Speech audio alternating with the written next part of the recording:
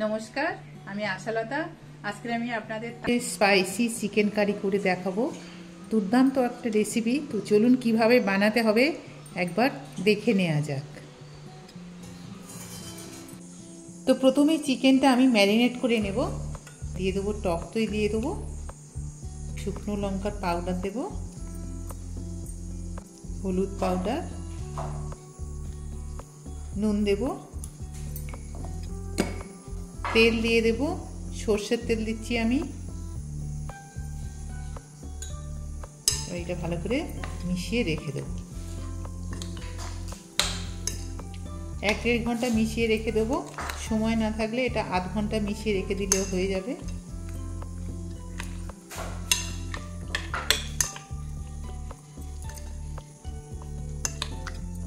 আর দিয়ে দেবো আদা রসুন বাটা, একসাথে বেটে নিয়েছি আমি।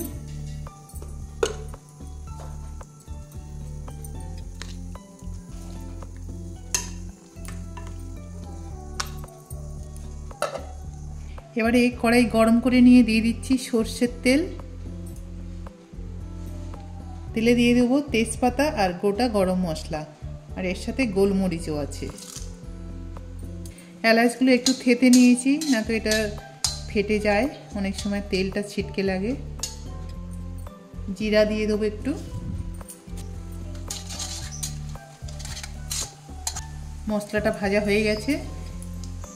এবার আমি দিয়ে দেবো পেঁয়াজ, দিয়ে দেবো। এখানে আমি 2টো বড় সাইজের পেঁয়াজ নিয়েছি, এটা দিয়ে দিলাম।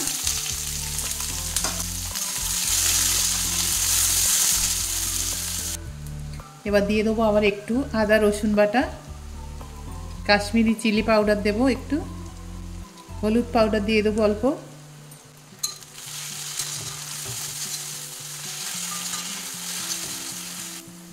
টমেটো দিয়ে দেবো একটু। এবার ম্যারিনেট করে রাখা চিকেনটাও দিয়ে দেবো।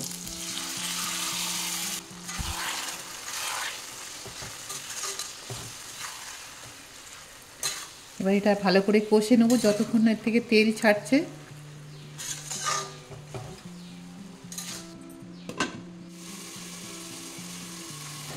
কটা কাঁচা লঙ্কা দিয়ে দেবো।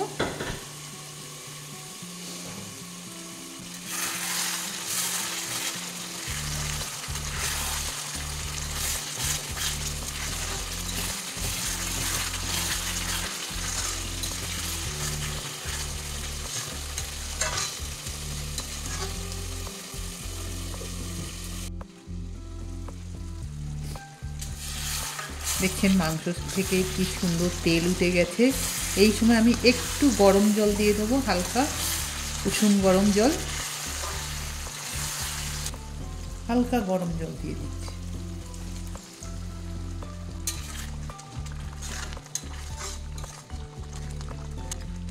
মাংস সব সিদ্ধ হয়ে গেছে।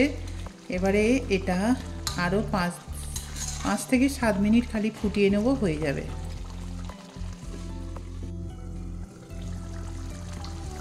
তো এবারে আমার চিকেনটা হয়ে গেছে। এবারে আমি দিয়ে দেব একটু ভাজা মশলা।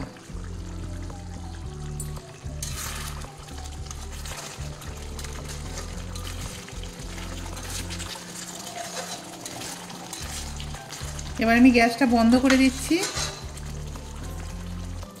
নামানোর আগে দিয়ে দেবো অল্প ধনে পাতা।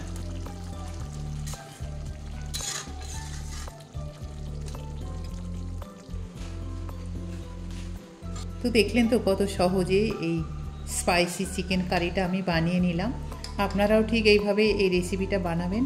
ভাত, রুটি, লুচি, পরোটা, ফ্রাইড রাইসের সাথে পরিবেশন করবেন, দারুণ খেতে লাগবে। এই রেসিপিটা আপনাদের কেমন লেগেছে আপনারা অবশ্যই কমেন্ট করে জানাতে পারেন। আমার এই রেসিপিটা যদি আপনাদের ভালো লাগে তাহলে লাইক করবেন, শেয়ার করবেন, সাবস্ক্রাইব করবেন, আর আমার বেল আইকনে ক্লিক করবেন। তাহলে নতুন নতুন ভিডিওর সাথে আপনারা আপডেট থাকতে পারবেন। নমস্কার।